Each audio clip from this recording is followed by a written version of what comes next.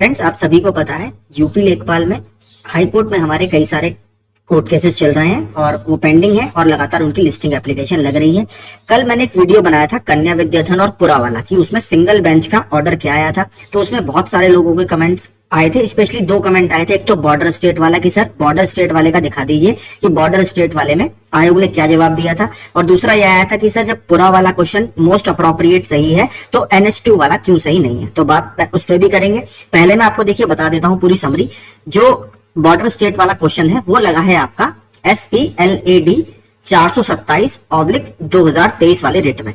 इसके बारे में एक चीज मैं आपको और बता दूं, ये एकमात्र रेट है जो केस पेंडिंग है, लेकिन इसकी लिस्टिंग अभी तक नहीं हुई है। ठीक है, तो इसमें डेट तो अभी कोई भी नहीं आई कि किस डेट को ये लगेगा, और सिद्धार्थ सिंघल सर द्वारा इसकी लिस्टिंग नहीं लगी है। 4 और 5 तारीख की कॉज लिस्ट आ गई है, उन दोनों डेट में तो ये लिस्ट नहीं किया गया है। तो अभी पहले मैं फिर से बता देता हूं, ये अभी लिस्ट नहीं हुआ है, इसलिए इसकी कोई डेट नहीं आई है, लेकिन जो प्रश्न है वो इसी रेट में चैलेंज है।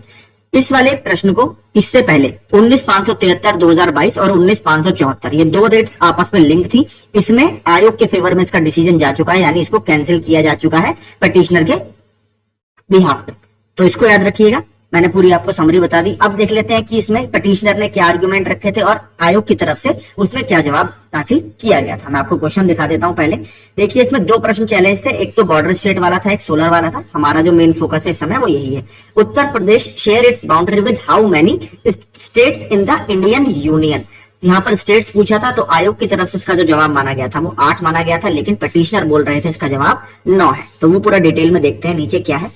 यहां से देखिए शुरू होता है argument. In respect of question number 73, submission of the learned counsel for the petitioner is that state of UP shares boundaries with 9 states, which includes Delhi, whereas the correct answer was shown by the respondent is answer number B, that is it share its boundaries with 8 states। देखिए, इसमें जो petitioner के council हैं, वकील हैं, वो ये कहते हैं कि उत्तर प्रदेश जो है वो अपनी बाउंड्री 9 राज्यों से शेयर करता है, जिसमें दिल्ली भी शामिल है। लेकिन आयोग के द्वारा जो इसका आंसर दिखाया गया था रिवाइज आंसर की में, वो 8 दिखाया गया था कि ये 8 राज्यों से अपना बॉर्डर शेयर करता है।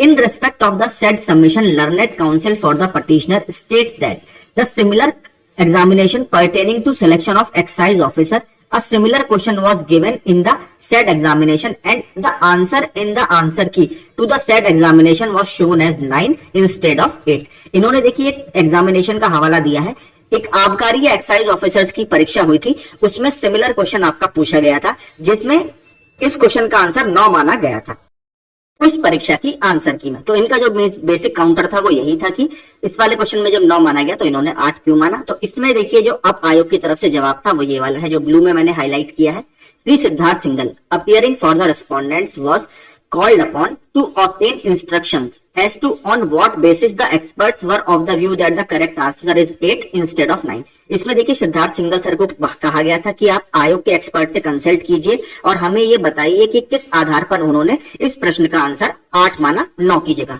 तो सिद्धार्थ सिंघल सर ने जवाब दिया, Siddharth Singhal has placed on record the provisions of the constitutional amendment to argue that in terms of schedule 1 to the Constitution of India, Delhi is still shown as Union Territory in the list 2 of Schedule 1, as such the correct answer would be 8 not 9। तो देखिए इन्होंने इसका हवाला दिया, इन्होंने एक संवैधानिक संशोधन या कॉन्स्टिट्यूशनल अमेंडमेंट का हवाला दिया कि जो हमारा संविधान है उसके शेड्यूल 1 के लिस्ट 2 में दिल्ली अभी भी यूनियन टेरिटरी या एक केंद्र शासित प्रदेश के रूप में दिखाया गया है। जबकि अगर आप प्रश्न को ध्यान से पढ़ेंगे, प्रश्न में क्या बोला गया था आपसे, how many states, states and union territory इसमें नहीं था। तो आयोग ने यह कहा केवल अगर हम स्टेट्स की बात करेंगे, संविधान के हिसाब से अगर हम जाएंगे तो संविधान की पहली शेड्यूल में लिस्ट 2 में दिल्ली को यूनियन टेरिटरी दिखाया गया है, केंद्र शासित प्रदेश दिखाया गया है, ना कि एक राज्य।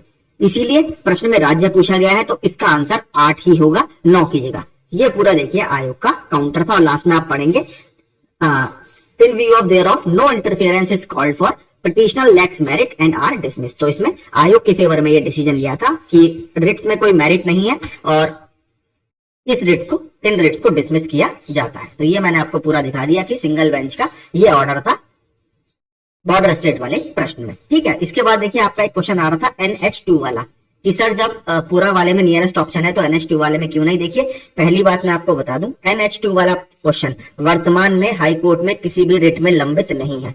ठीक है, जो 4 अभी तक हमारी 5 से 6 क्वेश्चन ऑब्जेक्शन वाले थे, उसमें सब में लिस्टिंग हो चुकी है इस वाले को छोड़ के, लेकिन NH2 वाला किसी भी रिट में नहीं है, तो इस पर बात करने का देखिए कोई मतलब नहीं है, क्योंकि नई रिट इस पर डलेगी नहीं और पुरानी किसी रिट में ये चैलेंज नहीं है, तो इसमें कुछ होने वाला नहीं है। तो इसमें मैं आपको कुछ भी बोलूं इसका कोई मतलब नहीं है, इसीलिए मैं कह रहा हूं इस पर ज्यादा आप कंफ्यूज मत होइए, क्योंकि ये ना तो किसी रिट में है और ना ही इस पर हमारा बात करने का कोई मतलब है। तो NH2 वाले जो कमेंट्स आ रहे थे वो किसी भी रेट में चैलेंज नहीं है, मैं फिर से आपको बता देता हूं। इसकी लिस्टिंग जब भी होगी मैं आपको बता दूंगा। फिलहाल इसमें मुझे चेंज होने के चांसेस बहुत कम नजर आते हैं, क्योंकि सिंगल बेंच से ऑलरेडी ये रिजेक्ट हो चुका है। कल आपकी 2 रेट्स पर सुनवाई है, कन्या विद्या धन पर और एक आपके पूरा वाले प्रश्न पर, जिसका ऑफिशियल ऑर्डर मैं पूरा आपको कल दिखा चुका हूं। ठीक है, तो आपको आई होप चीजें क्लियर हो गई होंगी। इसके अलावा आपका कोई डाउट है तो प्लीज आप कमेंट बॉक्स में कमेंट कर दीजिएगा, मैं उसको भी दूर करने की कोशिश करूंगा। वीडियो अच्छा लगा हो तो प्लीज चैनल को सब्सक्राइब कर दीजिएगा। Thank you.